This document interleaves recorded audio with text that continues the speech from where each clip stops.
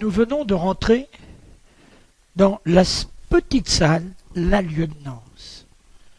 Mais on peut observer une dizaine de poissons des grands fonds, vivant entre 250 mètres et 4000 mètres sous la surface de l'eau.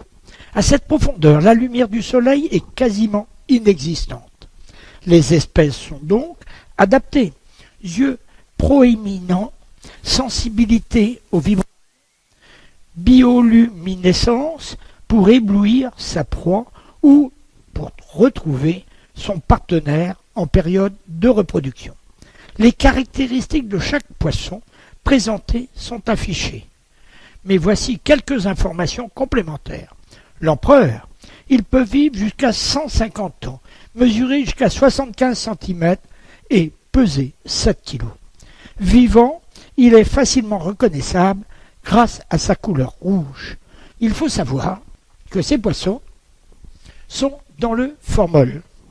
Et de ce fait, ils ont perdu leur couleur en grande partie. Le sabre, il est appelé ainsi. Il a la forme d'une longue lame de couteau. Le siki, il fait partie de la famille des requins. Le spectro, on le trouve à 4000 mètres de fond. Ces poissons, il ne faut pas trop en manger. Et là, il y a une convention qui vient d'être votée et nous espérons qu'on va suivre. On demande à limiter la pêche car ces poissons ne se reproduisent qu'à partir de 40 ans. Ici, le numéro 47, des œufs. Des œufs dont on n'a plus le droit de dénicher comme on faisait dans ma jeunesse.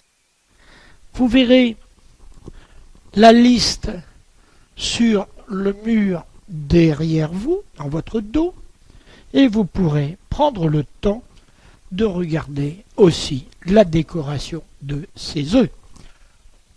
Entre l'œuf d'autruche et le troglodyte mignon, il y a une différence de grandeur. Les algues, numéro 48, notre Bretagne est la première région pour produire ces algues marines qui respirent, consomment de l'oxygène le jour.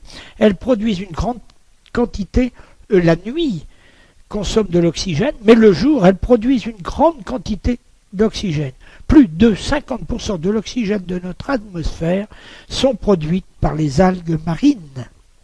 Et maintenant, nous allons rentrer dans la salle de l'amirauté.